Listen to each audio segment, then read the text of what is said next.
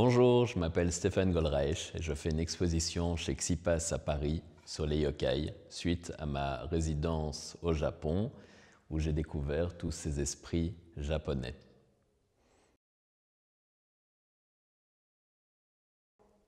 Alors je suis parti au Japon sur l'île de Sodoshima où il y a le musée du yokai et suite à ça je me suis déplacé à droite à gauche pour rencontrer la population japonaise et j'aurais demandé quel était leur yokai préféré. C'est comme ça que j'ai pu réaliser ces aquarelles avec tous leurs yokai préférés et certaines situations que j'ai pu vivre au Japon.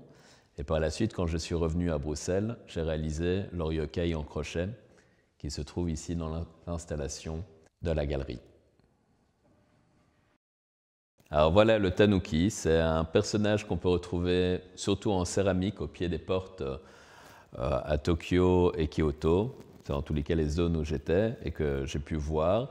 Et en fait, c'est un porte-bonheur qu'on peut vraiment retrouver, qui est très apprécié au Japon.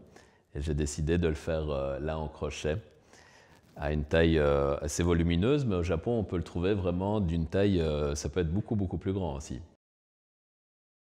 Là, dans l'installation, j'ai décidé de mettre beaucoup d'aliments, parce qu'il y a pas mal de yokai, mais à chaque fois que je pars quelque part, je demande toujours l'avis des gens que j'ai rencontrés pour le respect de leur culture.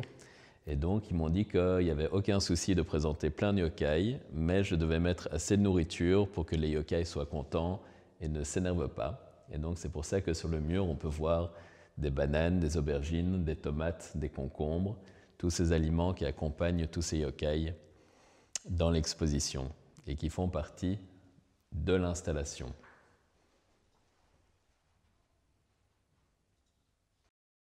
Alors ici, c'est une série de yokai qui vivent sous terre, la plupart.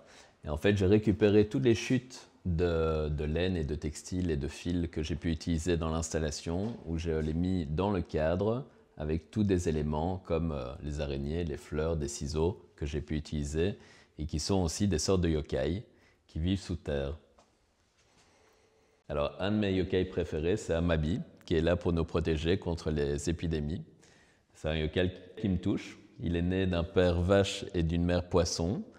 Et il a cette forme-là qu'on peut retrouver en dessin. Alors moi, j'ai décidé de faire ça en crochet, qui est un de mes médiums que j'apprécie, parce que c'est un médium qui me permet de voyager, d'être nomade, de ne pas avoir d'atelier, et de tout mettre dans mon sac à dos et travailler un peu où je veux, de plusieurs manières différentes.